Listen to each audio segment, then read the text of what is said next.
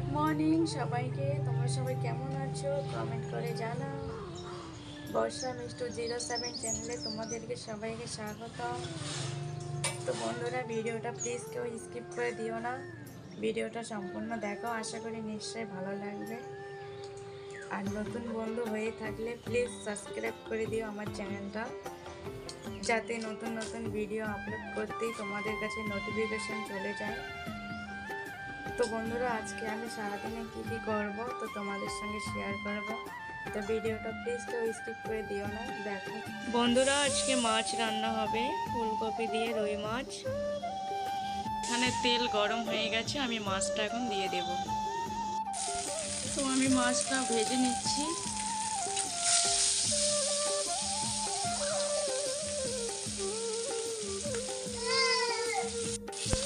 তো আমার মাছ ভাজা হয়ে গিয়েছে, দেখতেই পাচ্ছেন।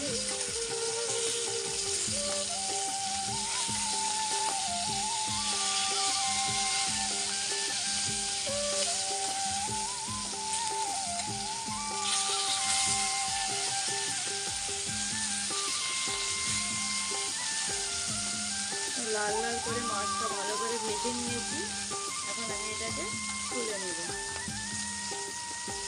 আমি এখানে মশলা নিয়েছি, আদা, কাঁচা লঙ্কা, জিরে, শুকনো লঙ্কা।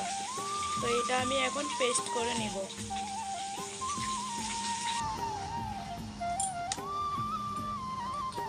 তো আমি এখন তেল দিয়ে দিচ্ছি, আলু ফুলকপিটা আমি ভালো করে ভেজে নেব। তো আমি ফুলকপি আলুটা আমি দিয়ে দিলাম।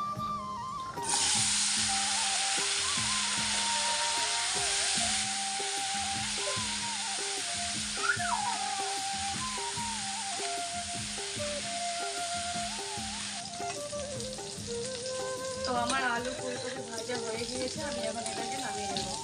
তো আলু জিরাটা দিয়ে দেব।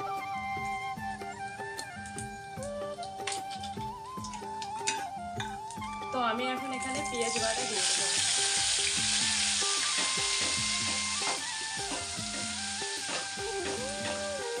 পেঁয়াজ বাটা দেওয়ার পরে এটাকে আমি ভালো করে নেড়ে চেড়ে নেব। তো আমার পেঁয়াজ ভাজা হয়ে গিয়েছে লাল লাল করে।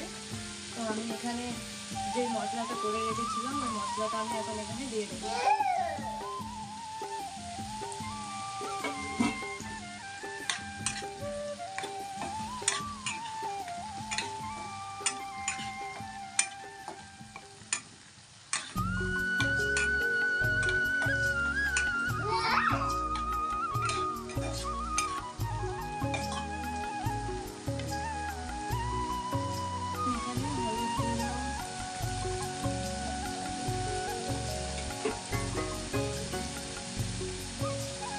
কাশ্মীরি লঙ্কার গুঁড়ো, এটা কালার হওয়ার জন্য। আর স্বাদ মতো লবণ আমি এখন দিয়ে দেবো।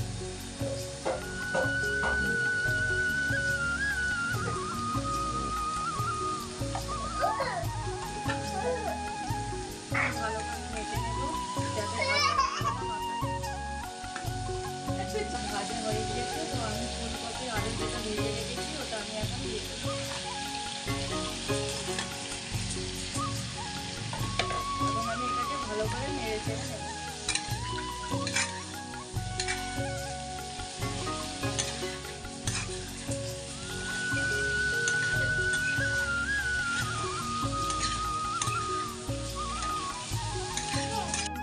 তো আমার তরকারিটা কষানো হয়ে গিয়েছে, তো আমি এখন এখানে জল দিয়ে দেবো।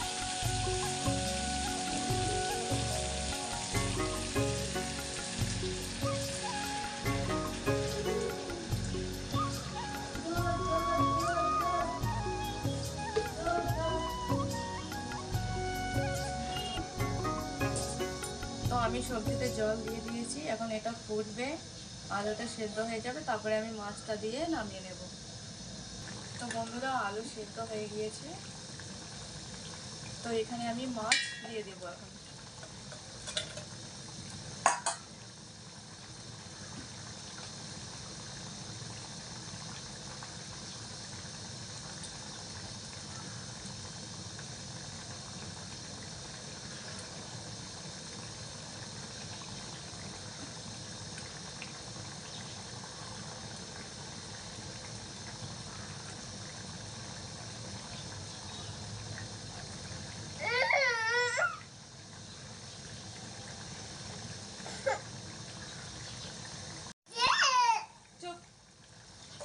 তো আমি ধনে পাতা কুচি করে রেখেছিলাম ধুয়ে, তো আমি এটা এখন দিয়ে দেবো। তো তাহলেই আমার মাছ আর ফুলকপি আলু দিয়ে রান্না কমপ্লিট হয়ে যাবে।